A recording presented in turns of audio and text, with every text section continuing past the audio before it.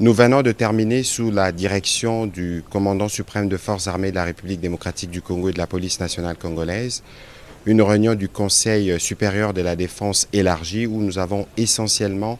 passé en revue la situation opérationnelle dans toute la République démocratique du Congo, mais spécifiquement dans l'Est de la République démocratique du Congo. Cette réunion du Conseil supérieur de la défense était la première avec le nouveau chef d'état-major général qui a eu à la suite du vice-premier ministre, ministre de la Défense, donné les grands axes de sa vision sur ce qui concerne notamment la montée en puissance de forces armées de la République démocratique du Congo, mais la réponse militaire que nous apportons face à la guerre d'agression qui nous est menée par les Rwandais et ses supplétifs terroristes du M23. Comme vous l'avez suivi à travers les médias ce matin, dans le rapport qui a été fait par le chef d'état-major général,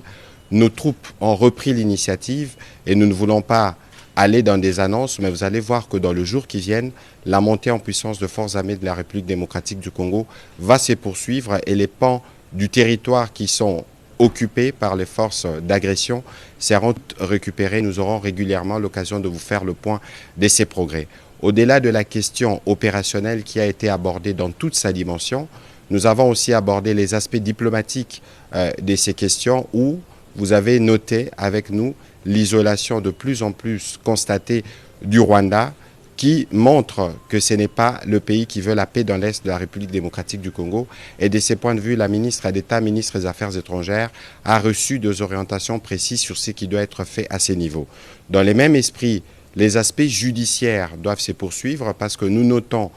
au vu de l'évolution de la situation, des comportements, des attitudes, au de mots qui sont suspects, qui ne sont pas de nature à renforcer l'unité nationale ou l'union derrière nos forces armées de la République démocratique du Congo pour mettre fin à cette situation d'agression. Les ministres de la Justice, mais aussi l'auditeur général de forces armées de la République démocratique du Congo, qui participaient à la réunion, vont tous prendre des dispositions à leur niveau pour s'assurer que tout comportement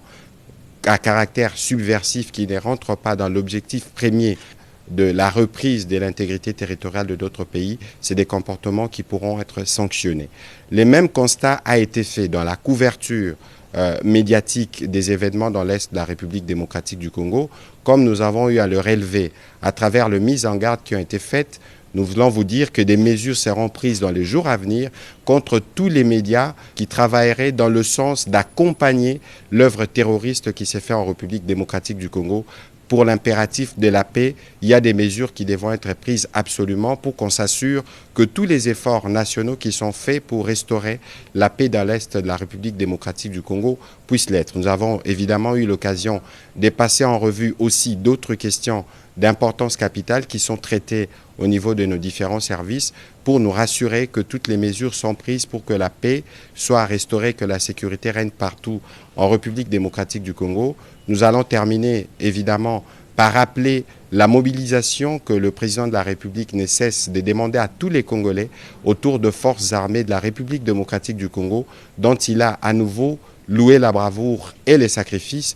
Et donc nous allons réitérer ces demandes pour que toutes les populations congolaises fassent confiance au président de la République, mais aussi aux efforts soutenus du gouvernement dans le cadre des différents fronts militaires, diplomatiques, judiciaires, économiques et médiatiques pour que nous puissions restaurer la paix dans l'Est de notre pays une fois pour toutes.